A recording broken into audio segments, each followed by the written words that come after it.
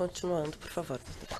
Senhor Marcelo, retomando, o senhor teve a oportunidade de acessar esse arquivo que foi entregue pela empresa Odebrecht ao Ministério Público Federal? Não. Quando eu recebi esses prints, sempre que eu precisava pegar a informação, meus advogados iam na empresa, pegavam a informação e me traziam. Certo, mas os arquivos, os discos rígidos, o senhor acessou?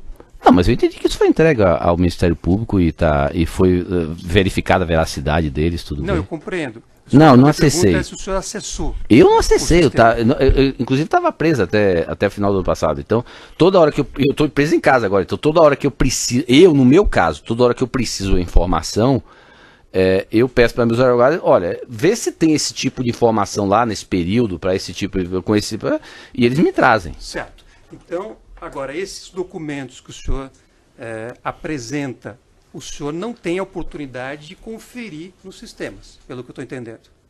Não, mas eu entendo que todos foram...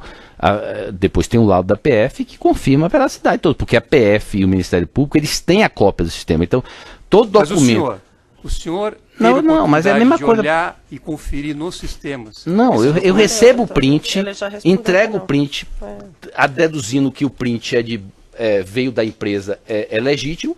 Depois, no decorrer dos processos, a PF faz o laudo e valida esse print, que é diferente dos meus e-mails, por exemplo, no meu computador. Eu vou, como meu computador da PF, aí não, eu acho os e-mails no meu computador, eu protocolo, aí a PF vai e dá a veracidade desses e-mails. Mas no caso do MyWebDay, não, eu recebo a informação da empresa e passo como verdadeira. E até então, todas as informações têm sido verdadeiras. Não se encontrei nada adulterado. O senhor fez referência durante o seu depoimento à sua relação com o seu pai, doutor Emílio Odebrecht, no grupo Odebrecht. O senhor era subordinado ao senhor seu pai ou ele era subordinado ao senhor na empresa? Meu pai sempre foi, ele é o líder principal da empresa, tá? Até 2008 eu era subordinado a Pedro Novis, que sempre foi subordinado a meu pai. A partir de 2009 eu passei a ser subordinado diretamente a meu pai, como presidente do conselho. Certo, então eu posso concluir que a decisão final cabia sempre ao seu pai em relação às iniciativas. Não. Aí depende do âmbito de delegação. Todo empresário da organização tinha seu âmbito de delegação. Então, do diretor do contrato, ao diretor superintendente, ao LE, ao DP, ao presidente do conselho, cada um tem seu grau de delegação. Tá certo? Então, não todas as decisões, nem todas as decisões cabiam a mim, nem todas as decisões cabiam ao LE, muitas eram tomadas na base do contrato. No que tange especificamente, porque é importante essa denúncia, por exemplo, o que eu quis dizer, dentro do grupo existia relações estabelecidas, e aí existia o que a gente chamava de padrinho, ou seja, cada autoridade, cada agente público tinha dentro do grupo uma pessoa que era a principal relação dela, que a gente chamava de padrinho interno. No caso de Lula, a relação era de meu pai.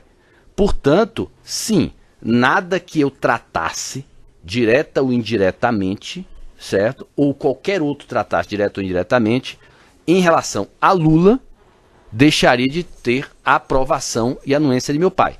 Como era o caso, por exemplo, já na questão Dilma, não. A relação com Dilma era minha.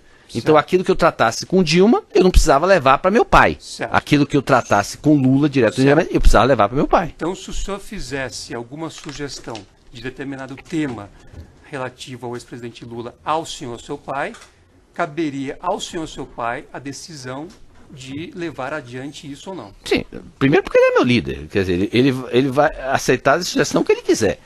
E segundo, porque no caso de Lula, a relação era dele.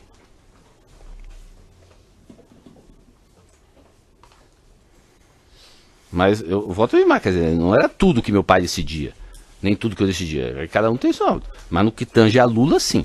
Perfeito.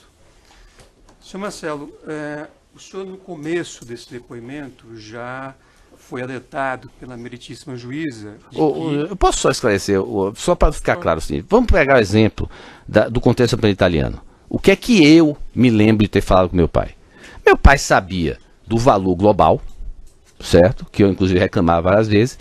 ele soube especificamente do assunto do refis da crise, ele soube do rebate, inclusive porque o rebate foi através de Paulo Bernardo, que foi indicado por Lula, foi indicado para mim, para falar comigo, através de Lula, falou para meu pai, para Paulo Bernardo me procurar, e meu pai sabia, por exemplo, dos pagamentos que eu fiz para o Instituto Lula, para o assunto lá do terreno. Agora, ele não sabia o detalhe, por exemplo, aquelas alocações internas que eu fiz, eu botei em junho, ou alguns pagamentos que não tinham nada a ver com Lula, eu não necessariamente comentava com meu pai. Então ele sabia o valor global e sabia aqueles que foram contrapartidas, porque tinha relação com Lula, e alguns pagamentos que tinha mais relação com Lula, digamos assim. Mas não necessariamente o detalhe de tudo. E já na pós-Itália, que era com Guido, ele sabia menos ainda, porque não necessariamente eu precisava, porque aí a relação com Dilma já era minha. O senhor conhece o senhor Rui Lemos Sampaio? Sim. O senhor sabe a relação dele com o senhor seu pai? Não, é antiga. Rui era executivo do grupo, é executivo financeiro do grupo. Saiu da Odebrecht em 2008, 2009. Foi trabalhar na holding da família, certo? E retornou agora como presidente do conselho. Certo. E o senhor sabe dizer se o senhor Rui fazia alocações no departamento de operações estruturadas?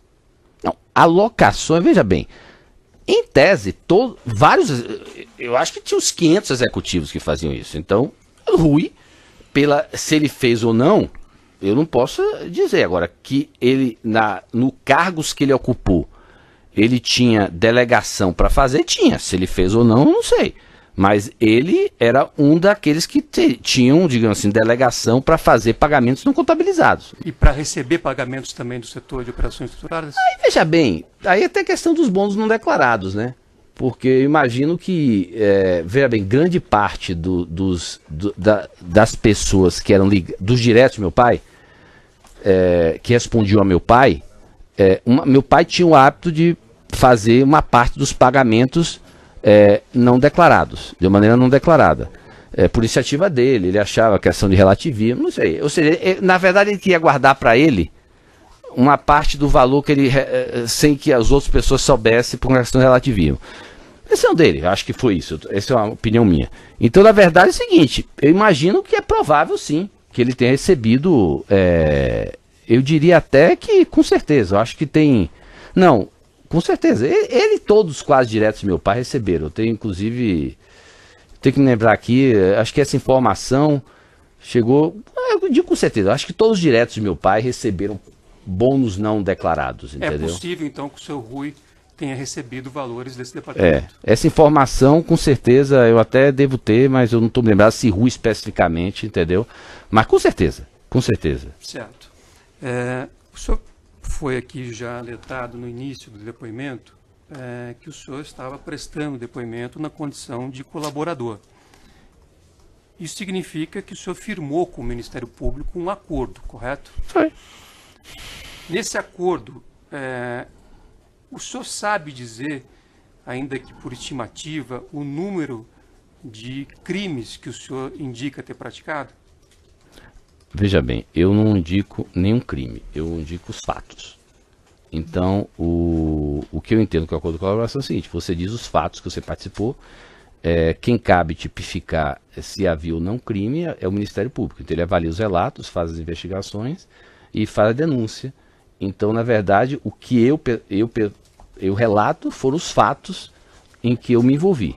E que numa avaliação, digamos assim, conjunta de advogado, e até em entrevistas prévias com o Ministério Público, uma percepção do Ministério Público, eram fatos que aparentavam que poderia haver ilícitos e, portanto, eu relatei. Não necessariamente todos os fatos que eu relatei verificou-se que tinha ilícitos, entendeu? Mas, por uma questão até de conservadorismo, muitas vezes você relata o fato para estar protegido, mas o que eu relatei foram os fatos. Certo. E nesse acordo que o senhor fez com o Ministério Público, o senhor negociou uma limitação de pena, correto? O acordo é a colaboração premiada, né? Você, na verdade, por você colaborar com o Ministério Público nas investigações, você está recebendo uma redução, em tese, da pena que você receberia. Certo. Pelo acordo que eu tenho aqui em mãos, não sei se o senhor se recorda, o senhor teve o benefício de uma limitação de 30 anos de pena, e sendo que De 10 anos de 2 anos e 6 meses apenas no regime fechado, prisional. 2 anos e meio prisional e 2 anos e meio em casa, exato. Certo. O senhor se recorda se este acordo que o senhor fez com o Ministério Público se está condicionado a algum resultado? Olha, eu vou ser muito específico nesse assunto, porque esse assunto é o seguinte, de minha parte eu não posso responder por todos, eu inclusive fui muito conservador, porque quando eu estava preso, tá? Eu estava sem acesso ao meu computador, sem acesso às informações, então se olhar meus relatos, eu tive que ser fidedigno apenas ao que eu me lembrava naquele momento, e eu, até por meu caráter, eu não quis fantasiar detalhes para melhorar a minha premiação, tá certo? Inclusive agora, de posse dos meus e-mails, certo? Que eu estou conseguindo ver os detalhes, apesar de eu ter relatado os fatos, os detalhes eu não tinha condição de relatar. Agora, se eu tivesse relatado talvez os detalhes que eu estou vendo nos meus e-mails, talvez eu tivesse recebido até uma premiação muito maior. Porque, inclusive, é só o seguinte, o que, por exemplo, complicou muito a vida do seu cliente não foi nem meus relatos, foram os e-mails. Os detalhes, e os e-mails não teve premiação, os e-mails estão lá. Foram feitos antes de qualquer tipo de acordo da época dos fatos. Certo, mas a pergunta então, por exemplo, eu, por meu caráter, eu busquei relatar os fatos. Certo, mas o senhor sabe dizer se este acordo que o senhor fez, essa redução de pena que o senhor obteve, o senhor sabe se está condicionada à obtenção de algum resultado? Não, o que existe o acordo a lei de colaboração é pública. Existe uma questão da efetividade. Obviamente que você relatou os fatos, agora a efetividade só se dá quando você traz as provas de corroboração. Então é óbvio que você tem que depois demonstrar, mas a efetividade não tem a ver com a questão subjetiva. São provas objetivas, provas de corroboração. Então, de fato, quem for até capaz de trazer mais prova de corroboração, até pode ter uma efetividade melhor. Os acordos prevê isso. O senhor não lembra de ter a palavra resultados no seu acordo? Resultado? Não, mas pera bem, o que se chama de resultado? Porque o resultado é verdade. A palavra resultados. Não existe isso. Na verdade, sim, não existe resultado. Eu não me lembro de existir esse negócio de resultado. Resultado? Não. O que existe é efetividade. Eu afirmei já. A efetividade é em você ser efetivo para comprovar aquele fato.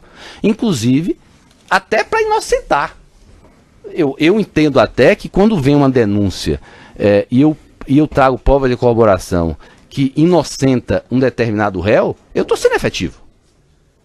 Eu estou sendo tão efetivo quanto eu incrimino. Eu não acho. Eu acho que o que está se buscando é verdade. A minha capacidade de provar a verdade, diferente de relatar. A minha capacidade de provar a verdade é que eu acho que vai definir minha efetividade. Então, o senhor não identificou nenhuma condicionante no seu acordo? Não existe isso. Eu acho que o Ministério Público, você falou, você tem que falar a verdade. Eu acho que você pode olhar meus relatos e eu procuro não incriminar ninguém. Eu simplesmente falo os fatos, como eles ocorreram. Tá bom, sem mais perguntas. Alguma outra defesa?